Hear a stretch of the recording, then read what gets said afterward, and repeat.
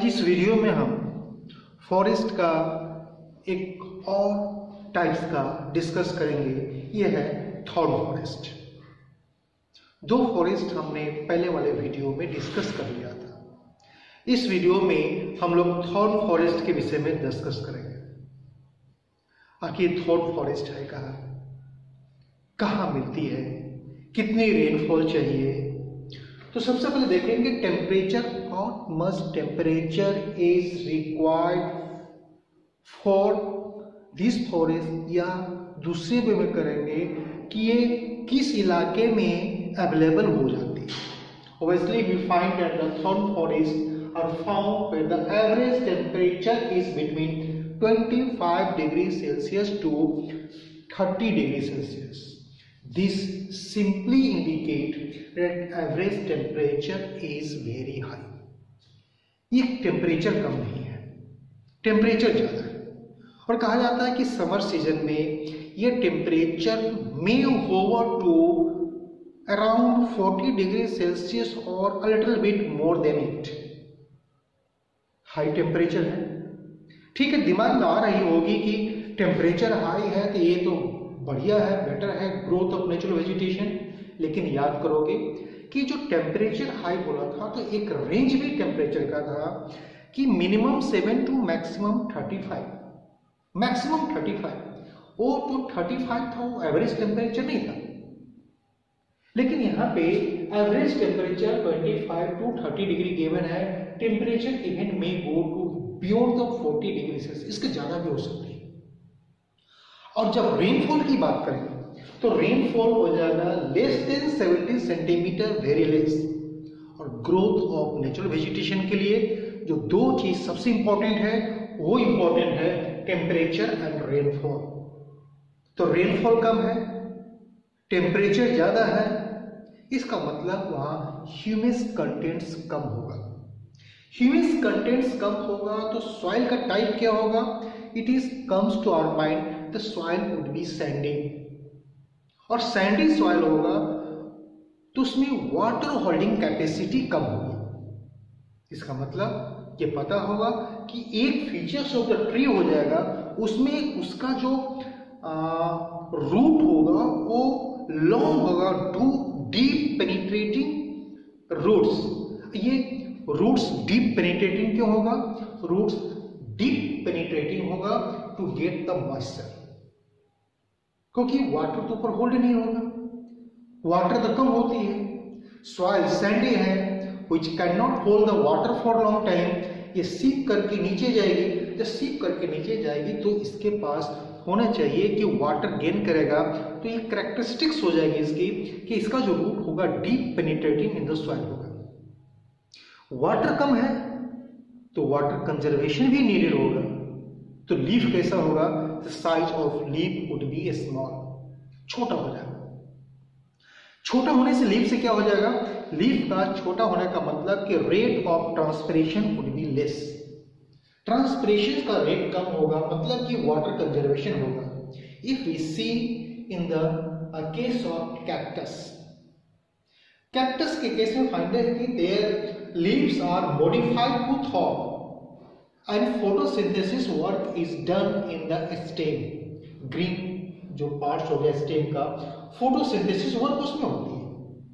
If the different types of tree that is found, first features of tree, trees are scattered and having long roots. Scattered क्योंकि rainfall कम है, बारिश कम है, तो dense हो नहीं सकता। स्कैटर कहीं कहीं फैला हुआ मिल जाएगा, स्कैटर होगा।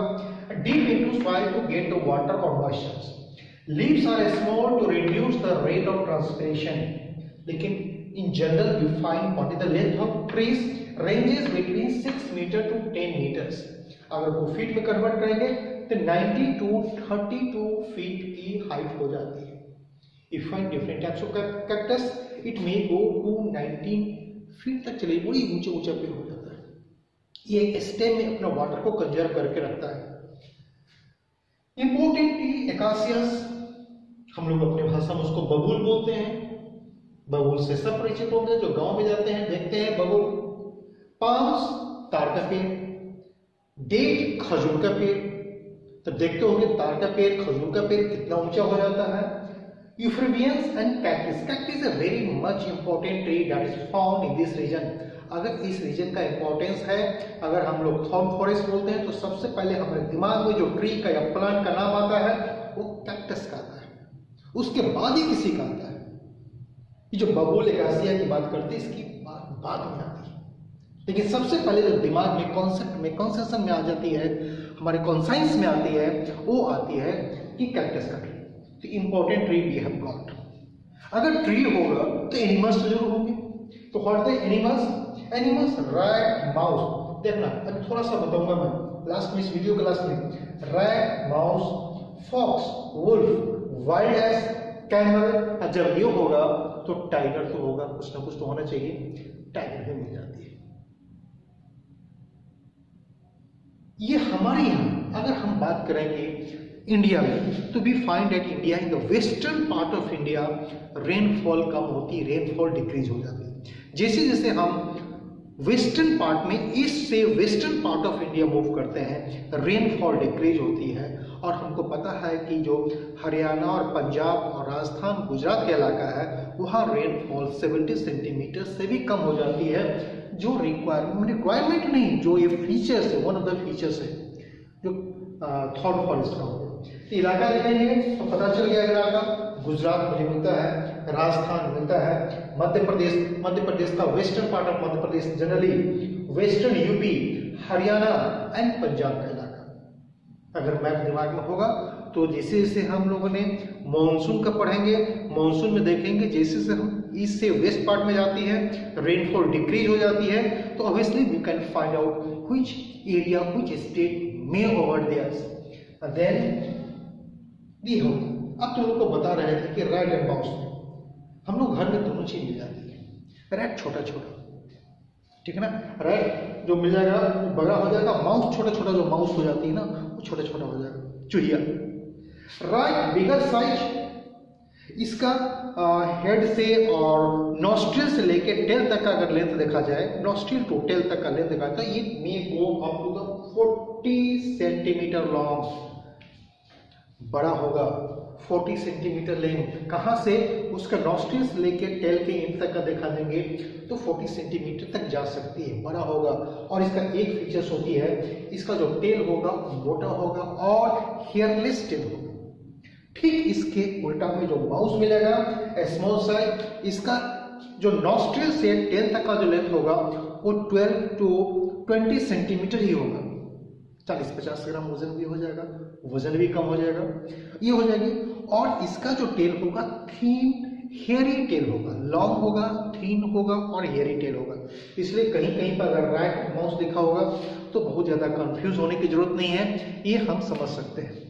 तो ये इस वीडियो में कम से कम हमने ये जान लिया कि what are the features of the thorn forest, important tree that is found, what are the temperature, how much temperature and how much rainfall is required. Basically we can say in which regions where the temperature and rainfall ranges between these one. If the forest is found or natural vegetation is found, what type of natural vegetation it would be? Simply a thorn forest hoga. I do hope you people might have understood the features of the thorn forest. So go through this video and try to understand regarding the features of the thorn forest.